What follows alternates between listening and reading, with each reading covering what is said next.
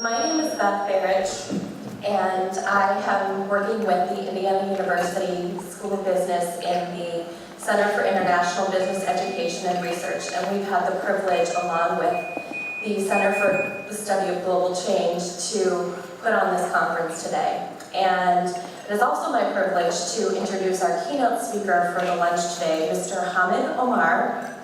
He is a native of Pakistan. He came to the United States in 1973 and has spent his entire time here in the Indiana area. He's an IT consultant and has spent over 20 years with Sally Mae and has been transitioning into several consulting roles. He's extremely involved in the community of Indiana, including he's the president of the Legacy Institute, which is an institute for Islamic sciences based here in the area. And he's on the board of Zaytuna, which is has a group of leading scholars in the U.S., and they are working on creating an Islamic seminary here in the United States. So without further ado, it's my pleasure to announce Mr. Omar.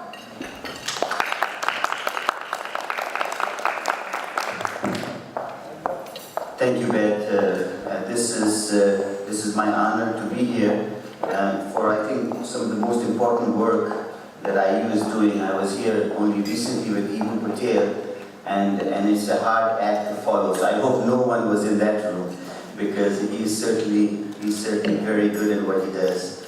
I would like for this session to be a little more maybe interactive, and it'll be a little different than what you have heard so far, because being a last speaker, you have the danger of everything that was worthwhile to be said has been covered, and that is true. Doing business in Indiana, I think, has been, or the Muslims in the workforce has been covered quite well. So what I'll try to do is I'll try to take you a little bit inside the what we will call the head of a Muslim. You know, what's really going on? What's really going on, especially as we embark into a new phase in the U.S. Economic journey. There is a lot of concern now, and sometimes rightly so, of what our corporate leaders and what's their agenda, because there is a lot of greed that has been surfaced, and from people who are leading the corporate world. And fortunately or unfortunately, I've been in that club. So I've worked with many of them. I've had to work with a number of CEOs of Fortune 500 companies, and many of them I have had to spend a lot of time, because we did a lot of strategic planning, which makes you have to spend quite a bit of time. I have to tell you, not everyone is scary out there, but there are people that certainly are driven by that.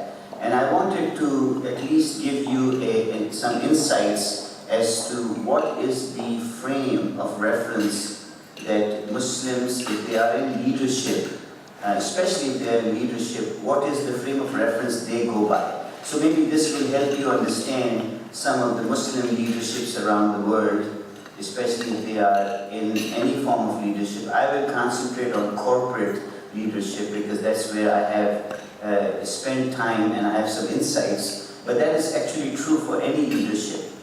And there are good leaders in all faith, and there are leaders that are driven by purpose in all faith, and I certainly will try to give you what is the Muslim dimension of that.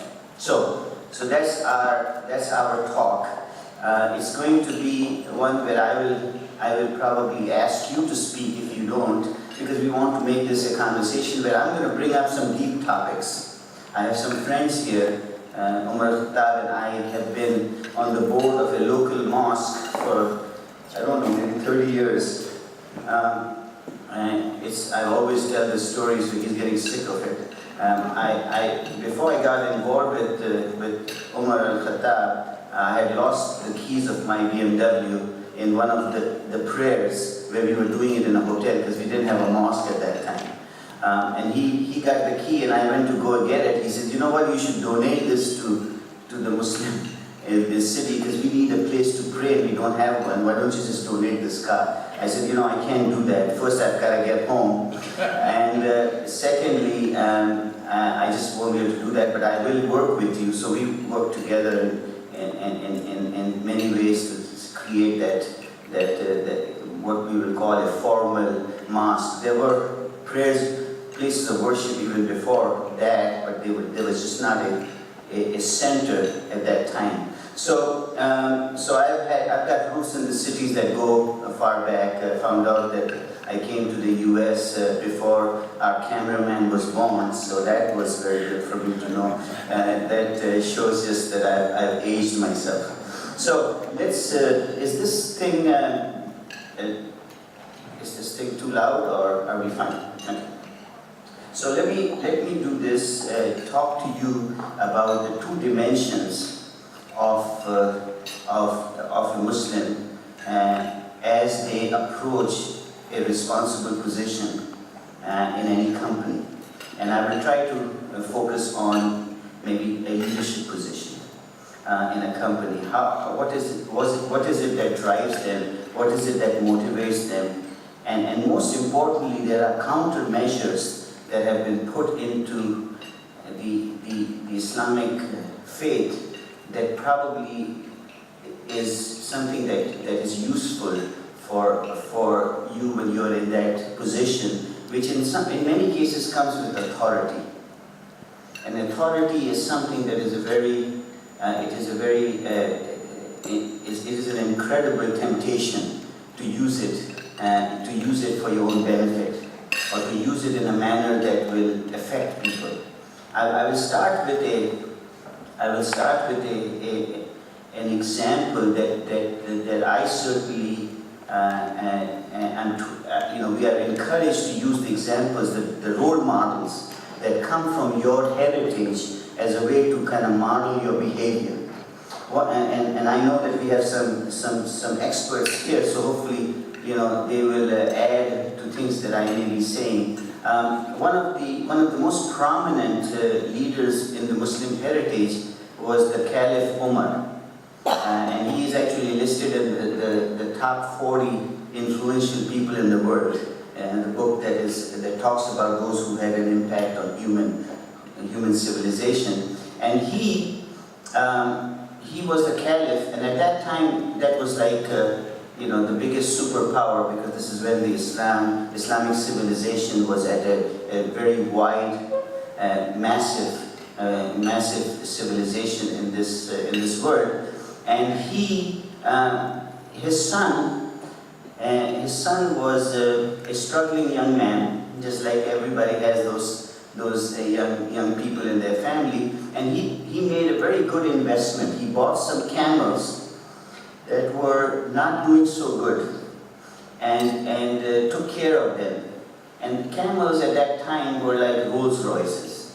Those were your assets. So that was a very important. So he bought a number of camels that he took care of them. He fed them, and he got them to the point where they were in very good shape. So he was now ready to sell them as an asset. And his father, who was the Caliph of the Muslim world, found out about that. So he called him, and he says that, I hear your camels are doing quite well, and they have really become quite good. I would like for you to donate them to charity. And he was a little shocked, because he was looking for some real payback here.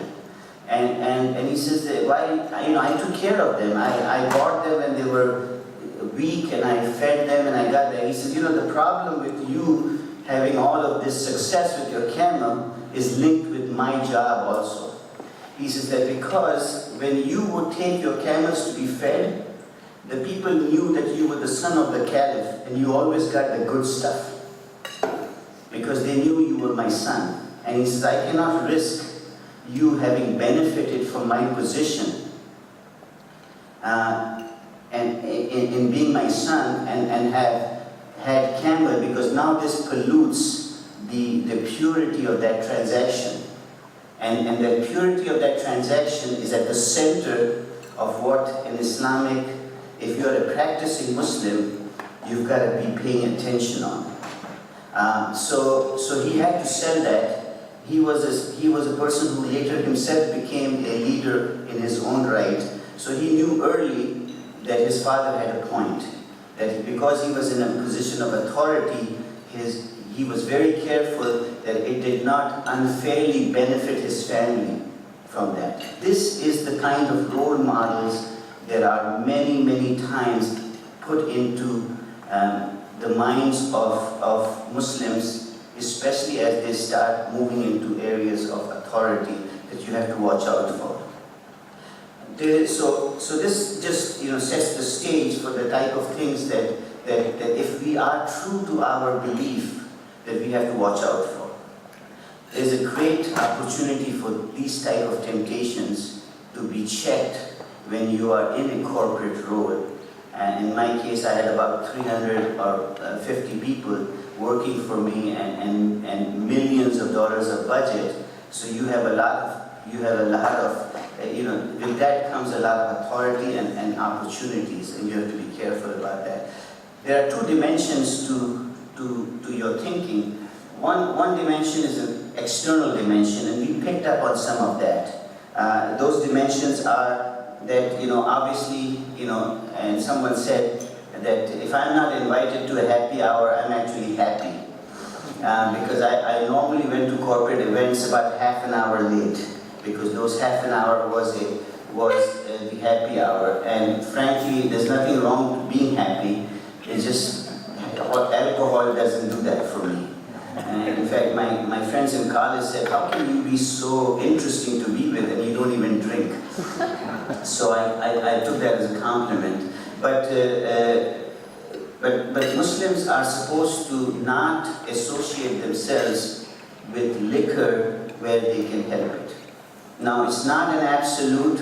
The modern jurists have allowed you now to have corporate or business lunches where somebody's drinking, because if you don't, you will lose access to all of those people, because you just can't go anywhere without they will not drink. But it's not something you look forward to, and it's not something that you sort out. So where I had an option, I would avoid the happy hour. There are other things, there are certain businesses I would not be employed in. By the way, I'm transitioning off of Sallie Mae. I was the senior vice president for about 20, so many years. And then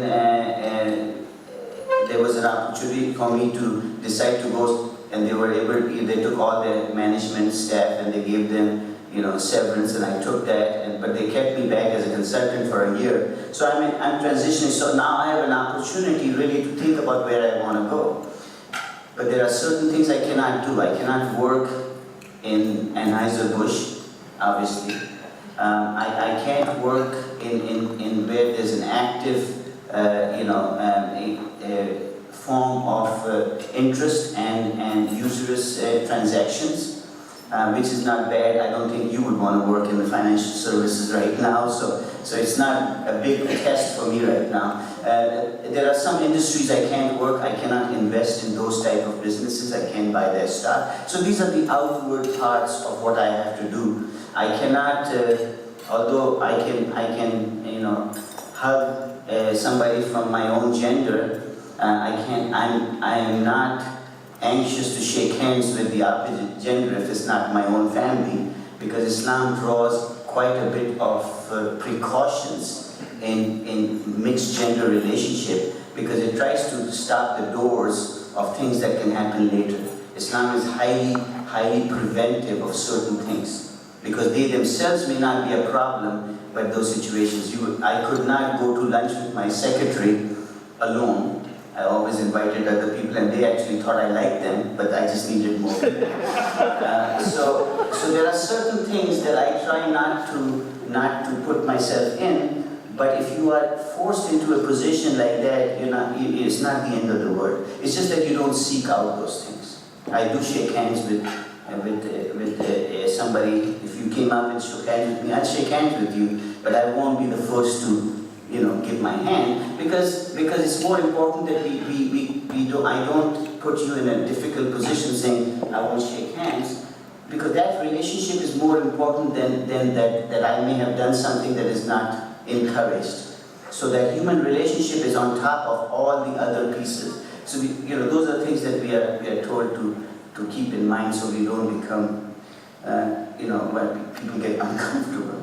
But the central thing that is put in your mindset as a Muslim, especially in leadership position, is that, and this is where I want you all to query me. It is actually a subject that my children talk to me about a lot, because I am transitioning and I have a lot of options. One of my sons wants me to go into non-profit work. He says, enough of corporate work, you need to now do something meaningful. And the others, my youngest daughter who's just starting college says, don't do anything crazy. I still want you to make money, because she has a lot of college fees to pay. So I've got all those things happening, but at the central part of where we are, and this is a solace for Muslims, is that you are put into this world, but your sustenance is guaranteed. God has put you here, but He has said, I'm going to guarantee your sustenance. So don't go crazy trying to get it every way you want, because you're not going to increase it or decrease it. What you have been given as a sustenance is set. What is not guaranteed is your good work. That's where you want to spend your time. So if you have to choose between where to spend that weekend and evening, don't try to make a few more dollars at the expense of working for society.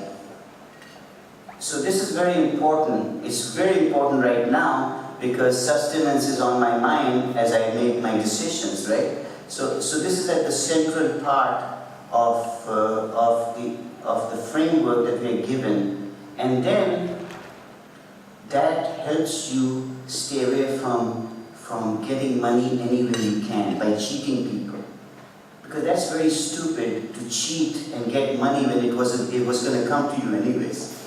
You just got it through a way that is going to be punishable by people and by God. So it's just not good. It's not very smart as a Muslim to do things that are not the right way to do things to earn your money. Okay? So that helps you. It also helps you not get over excited about making lots of money, thinking that you're so good. Well, if it's guaranteed, you didn't play a lot of role in it. Now, you certainly if you sit at home, it's not going to come to you. And somebody can talk to me offline saying, if it is guaranteed, why don't you just stay in bed or play golf all the time? It's going to come to you anyways. We can get into that discussion. It's an interesting discussion. It's a valid question. But we won't go into that, otherwise we'll be here all afternoon. But somebody can ask me that question and I'll answer that. But so that is very important. The other thing that is central in the way you think about things is that results are in the hands of God. The effort is in your domain. So don't be caught up in the results of your action. Okay? Don't think that just because you got an MBA and you worked hard and you were intelligent, well, that's why you have a successful job. There are many like that don't have it. It's really something that is in God's hand, whether He gives you that, He constrains your provisions or He gives you abundance. It's based on that. It also keeps you humble, that you don't think that you are the one who is achieving everything, and you leave, and then you start judging people, and it keeps your compass right. So these two things, that the results in the heart is in the hand of God, but the effort is in your hand. So you can't be playing golf thinking money is just going to show up at your house at night.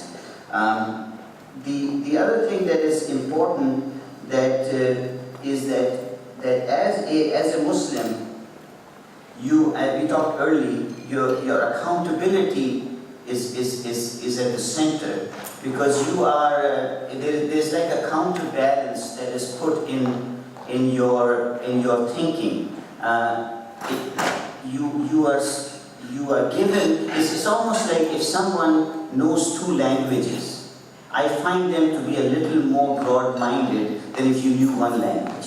Because you saw there's another side to something. Just by knowing another language, you become a little more, inclusive of other ideas. That's not the only way. You may not know another language and you may still be like that, but that other language gives you another dimension. As a person of faith, and that's not exclusive to Muslims, I'm sure there are others like that, if you work on the basis of two words, you become a little more big picture thinker than if you worked on the concept of one word, which means that this is our only existence. Everything that we achieve here, everything we do here, this is it. But as people of faith, you know that there's a hereafter. So there are two words. Those two words gives you an automatic big picture because you're working on something bigger than what you have here. So what you try to do is you try to say that I'm going to optimize both words. In Islam, you're not supposed to, it's not encouraged that you go and live in the mountains and you don't eat and you're not supposed to do that because you're supposed to optimize this word, but use it to gain the other word. So you're a two-word person. In that, there is a counterbalance that shows you can invest in the stock market or you can invest in any kind of financial instrument and your return is anywhere from minus to maybe 30%.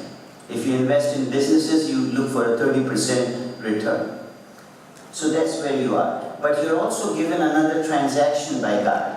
That if you give it into charity, your return is 10 times. So you're given an incentive to not only be consuming, with George Bush may not be happy I'm saying that, but we just have to hang on to him for a little while. That I don't have to consume my way out of all my problems, which I think is telling us there was not a good approach. That you don't want to consume everything yourself. You want to take some of what you earn and put it as a provision for the next word. So you invest in it. Well, it's another word for charity. So you're given an incentive to give charity. And that charity keeps a counterbalance in your appetite for just being, because when you only consume on yourself, you think about yourself only. So this is in the Islamic psyche is given as a counter. You're just not, there is a certain amount you are forced to give. 2.5% of all your savings a year, if they have been around for a year, you're supposed to give. And as far as I'm concerned, it's not my money. It was never my money. That 2.5% was never my money. So when I give that, I'm not doing anybody any favors. Because it's almost like that is how you purify your wealth. It's like somebody explained to me, a friend of ours, a mutual friend, John Sullivan, once told me, he says that zakat, which is that 2.5%, is like pruning a tree. Do you actually lose those leaves that you prune, or you actually see the tree growing?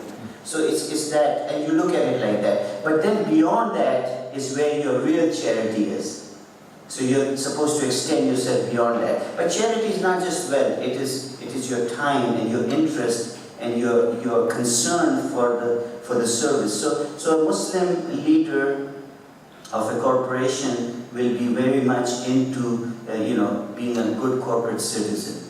Will want your company to move towards the betterment of society. So those are good things that are made as part of your mental picture. The other thing that helps a Muslim become a good player in the workplace is that we are told at the end of all of this, at the end of your entire journey in this world and the next world, there is one thing that God will ask from you or will look for you. It won't even look for all the charity you did or all the prayers you did or everything that you did. You will be looked at based on one criteria. And that criteria is, did you come with a sound heart? Did you go through life and kept your heart sound? And I want you to keep that thought. We'll come back to that. And the other thing that we are told is that the only reason Islam as a religion was brought to mankind by, it could have been Jesus, it could have been Moses, it could have been Noah, any of the prophets. The last one happened to be Prophet Muhammad, but we are told not to make distinction between them because they were all messengers from God. The only reason religion was brought to mankind, what was the reason? Let me make this a little interactive. John, what do you think religion was brought into this world for? Any ideas? One moment. Okay.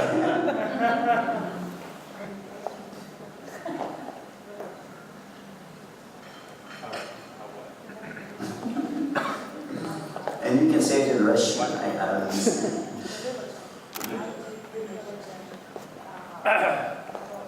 Gee, we only have 15 minutes here. Okay, well, quick answer. I think in a fundamental sense, there's two issues. One, of course, is to have a sense of explanation for how things are. And I think the second is to develop a sense of principle for how to be, both as an individual and with each other. And I think most of the major religions of the world address those two issues. That's a very good answer. Those are definitely the reason why religion was brought. It was for those and other reasons you think of, but in Islam, the primary reason we are given by the messenger of God, Prophet Muhammad, just like other messengers, is to perfect human character. We are told that the sum effect of all of that is to perfect human character. So that is central in my mind, although I have a long way to go. But I know that that's what I'm shooting for. So if I pray, and my wife is the best one to remind me, if I pray, I am just a perpetual student. I like to study, I like to read, and I am rude to her because I've been studying and I've been cooped up in my study, and I'm rude to her. She says that all of that didn't benefit you because it should reflect in your character. It should reflect in your relationship with people. That's what is important. It's not all of that. So perfecting human character is the goal of the sum of all of those questions that religion answers. And it's not really the domain of religion either. Human character is also developed by a secular mindset too. So it's not a monopoly of religion, but it certainly is at the center of Islam as a way of saying that look at your character and see if you have been benefiting from everything that you have done in your faith. If you have not, then you got to find you're not doing some things right. And in Islam, now going back to that heart, that in the end, if our heart is going to be the barometer of where we are, then we are told that there are some diseases of the heart that you have to watch out for. Envy, arrogance. And these are the things you're supposed to work on. So going back to the workplace, a Muslim is very careful as how they think about things and how they see that. How they see others' progress, if they have envy, all of these are doors that you've got to close. So if you're working on that yourself and you go to work, everybody benefits from that because you're working on it. It doesn't mean that we are always successful, but we have to know that we screwed up. If I saw somebody get a promotion and it tells me I'm also going to emulate what they did, so I get a promotion, that's fine. But if I go and badmouth them and say they didn't deserve it, and here are the things I know about them, I can't understand how we made that decision, that is envy. And if you have envy, you are damaging your heart. If you're damaging your heart, you're going to go in front of God in a deficient manner. Because that's all God is going to care about is what kind of a heart did you bring in? Because it's the sum effect of everything that you did. Okay, so those things are at the center of that. So what do I do? How do I think in a workplace? I try to substitute excellence for ambition. Now, ambition may not be bad, but I have to be careful. Being too ambitious can become problematic, but being one who wants to excel hardly becomes problematic. But both of them moves you up in the organization. But ambition sometimes has qualities in it that is, that excludes people so you can get up there, or pulls people down so you have to watch those things. As we are watching those things, we become better people to work with. And this is where we have to strive. How much time do I have, Beth? Probably another 5 minutes. Okay. All right, so I'm going to touch on a couple of other things that are important. Trust and contractual obligations are very, very central to a Muslim's framework. In fact, there is a quotation, there's a tradition of the Prophet that says, and these are from verified sources, that whoever cannot be trusted has no faith. And it has another part to it, whoever breaches a contract has no religion. So this is very central and this is very important, because if you break your contract, if you cannot be trusted, you don't have faith. So all of this that you're working on is gone because it is not showing it in your actions. Because contract is very important, because first of all, as a Muslim, the first contract you have is with God. We have made a contract with God as human beings that from the Islamic perspective that we are going to be His representative on this earth. This is by the way, from the Islamic perspective, we are the only creation of God that made this contract with God. Others were given this proposal, they didn't take it. Because it's an awesome task to have a contract with God that when you come to this world, you are a representative of God. You have to exemplify it in your ways. You should not put a bad image of your employer. You should be a good ambassador. So that's the contract. So if that is your highest level of agreement with God, contracts are very important.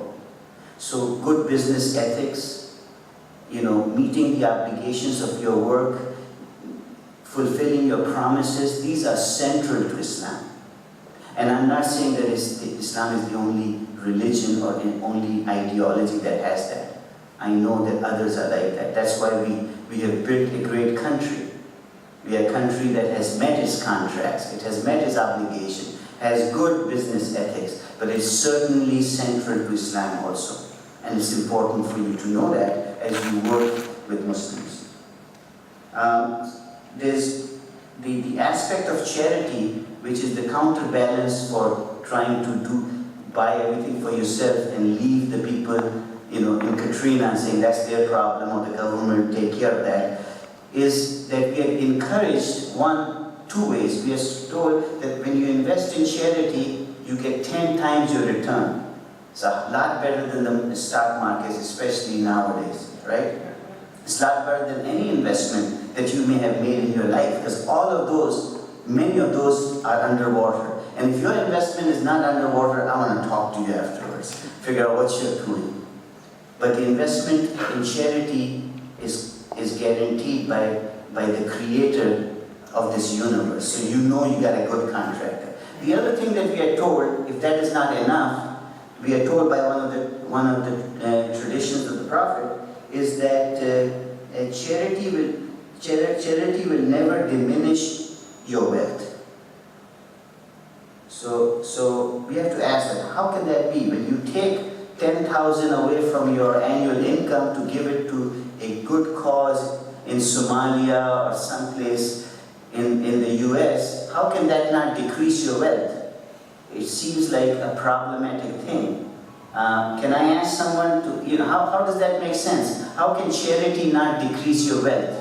I'm not going to pick on John anymore because I've already done that. Somebody else can tell me that? How can, it doesn't look like the math is working. Somebody who lost his phone is getting a call. So, how can that not decrease your wealth? It doesn't work out math-wise, right? Can somebody, yes, Beth? Well, I would just say that I think that it does more good for others, and then the feeling of helping others and seeing other good things happen is worth way more than $10,000, for example. Excellent. You can have an extra brownie or a cake. Yes? And because in Islam, I understand that wealth comes from God, so it's not ours to give or take, you know. And since we are ambassadors of God, means we need to spread the wealth around. Those are both good answers. If you go back to the first one, yes. Is there another answer? I saw somebody raise their hand. These are all the right answers. One is that your happiness may come from giving to people, and by giving charity you have this happiness. But even in more quantitative terms, you are told that when you invest in charity, you get 10 times the return. And you don't get the 10 times the return in the next world, you get it also here.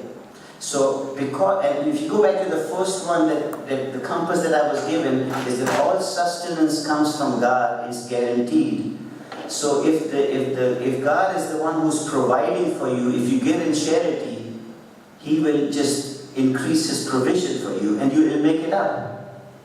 You may not have that engine breakdown and now you got $1,000 in your pocket that would have gone to the technician that you will be suspecting as cheating you maybe, you know? So the point is that we are given so those are counterbalances that we are given so that we have the ability to keep our balance, and that balance benefits society. It doesn't make you over-consumers, it doesn't make you an envious person who will try to move in the corporation at all costs, tearing people down, you know, trying to fight for that position, because all of that, you know, put the effort in there, but put the efforts that are wholesome efforts and don't go into devious ways of doing things. And those are some of the ways that I think it's important to know that those are the mental pictures that Muslims are striving for. And those are the things that hopefully are things that will benefit everyone and not just the person themselves or their families. So that's the end of my talk. Do we have a few minutes for questions? Yeah. So please, this is the part that I really think we will benefit, is that if I can, and the one who asked me the most difficult, you know, not HR sanitized question, you know, you get another piece of the cake. So please ask the questions. Yes, sir. I apologize if I get things wrong because of my hearing impairment. Sometimes I make up what I thought I heard, and which satisfies only me in the end. In the middle of your talk, you discussed the issue of accountability being important, and you also discussed the issue of charity being important. And I was reflecting on that in the current business environment, and it sounds to me like, when I think about accountability for business, I think about government regulation, and I think about the fact that the government's largest business now is transfer payments, and it sounds like you're a business person advocating more government regulation and higher taxes, which struck me as odd, so I'd really like you to address that issue. You must have me, no, that's it. No more jokes about Obama yet. I think that's a very good point. We are told that be self-regulated. As a human being, if you are self-regulated, you will have smaller government. Think about that. You will have smaller police force. You will have not crowded courts because you're self-regulated. And I think, and I'm glad you asked that, because it kind of gives me a way to kind of summarize that we are supposed to be self-regulated. Regulate your passions, regulate your consumption, Be one who is thinking about others more than yourself. Know that everything that you have been given is not because of you deserved it. You were just blessed.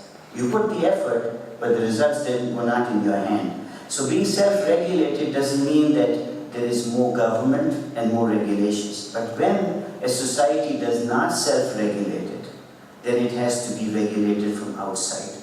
And when you're regulated from your outside, your heart is not in it. So you'll always look for loopholes. So when you look for loopholes, then you will have to have lawyers. And I have best friends, and Shazan's wife is a lawyer. I don't have anything against the lawyers, but we can all agree that we don't want many more of them. Okay? If they are only there so that we are forced to follow regulations. Okay, so that's the point, is that self-regulation would decrease in external monitoring that we are having to put upon ourselves. Okay, in fact, my brother just called that the federal government has just forced the banks to get $25 billion, each of the major banks, take it from them, so that now they can get involved and regulate their salaries of everybody in the company, including, because they need to be regulated. And that is really, that is a bad road to follow, because you will never be able to regulate it enough if the individuals are not self-regulated. So I mean, given the state of our society, how do we get from here to there in terms of self-regulation?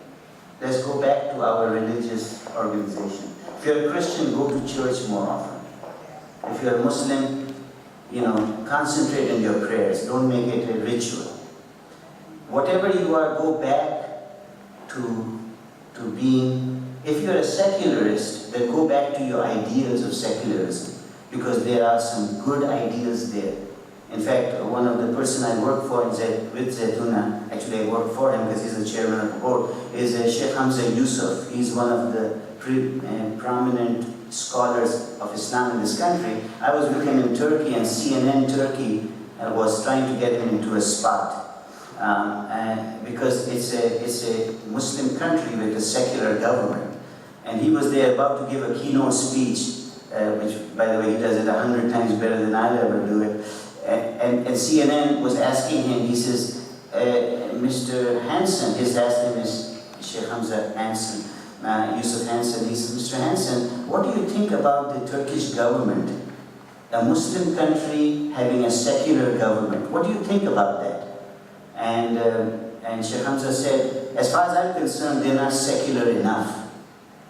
Now the guy from CNN told me later, he told somebody later, he said, all my other questions, I couldn't use them anymore. Because he said they're not secular enough. If they would live up to the ideals of a secular ideology, they would have more freedom in religion, they would be more tolerant of other point of views.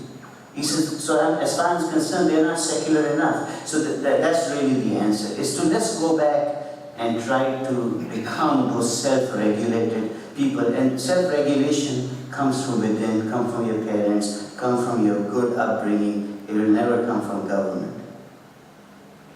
Other questions?